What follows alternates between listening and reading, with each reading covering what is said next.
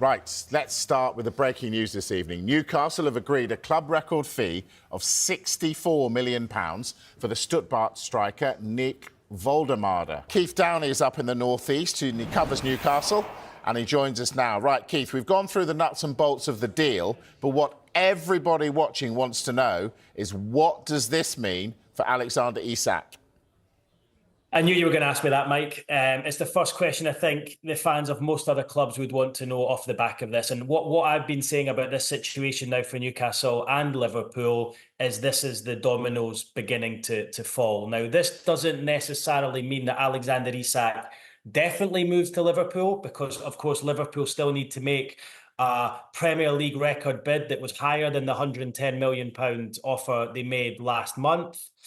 And of course, Newcastle still need to make sure they get Nick Woltemade signing over the line. Yes, he's on his way to the northeast. I'm expecting him to land at Newcastle Airport later on this evening and undergo his medical tomorrow. But of course, that deal has not been finalised yet, and Newcastle will want to ensure that that deal is done and complete, and Woltemade is in the building, signed and sealed, before they allow Alexander Isak to go. But I'll refer you back to the statement that came out from Newcastle United 9 days ago in retort to Alexander Isak's social media post. And they said then that the conditions of a sale have not been met and they're unlikely to do so. Now, that has changed, hasn't it? Because Newcastle are close to signing Nick Woltemade. They've got that agreement in place there with Stuttgart, a package of £65 million, 60 plus, so 68.5 plus 4.5 in add-ons. So they're close to doing that. That, I think, moves the goalposts as far as Isak is concerned. Now, look, Newcastle still want to get another striker in, and I think they will try to do that before they allow Isak to move to Liverpool or till they listen to offers from Liverpool.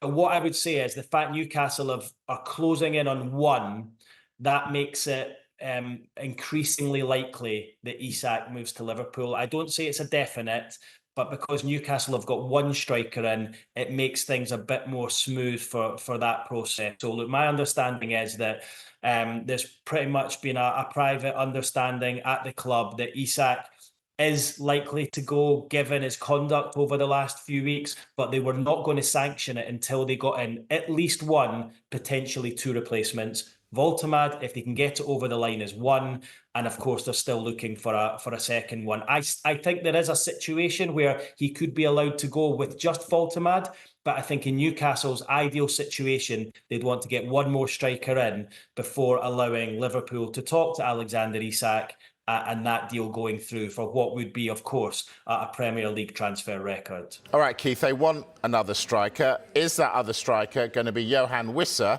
or Jurgen Strand-Larsen? Yeah, look, I think it's a lot more likely that it's Johan Wissa at this stage. Now, of course, as you know, Mike, the transfer window is moving quickly. Things are changing by the hour, by the day.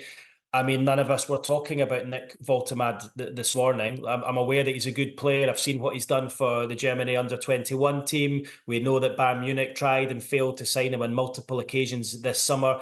And he's clearly a player that Eddie Howe likes. But things are changing. This wasn't a name that was even on the agenda. We woke up this morning and we're talking about Newcastle placing a third bid for Jurgen Strand-Larsen at Wolves. But Wolves' stance has always been Strand-Larsen is not for sale. We need him to help. They don't have a replacement. And I think Newcastle have looked at it and thought, this is going to be too difficult a deal to do. We've had two offers for Strand-Larsen, the first 55 million, the second 60 million pounds.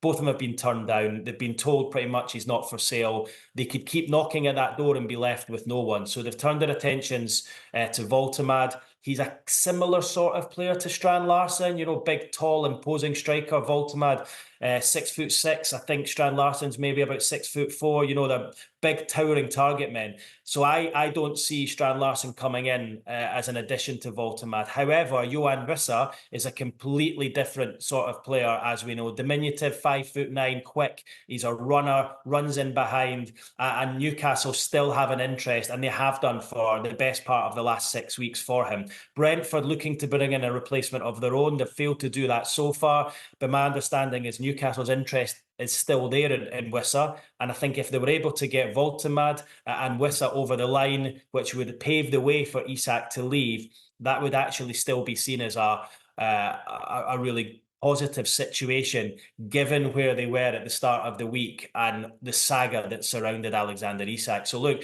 Newcastle could end up getting two good players out of this. Yes, they're losing a world-class striker in Alexander Isak, but it's a world-class striker who essentially are down-tooled, and you're getting one, potentially two new hungry strikers who want to play for the football club.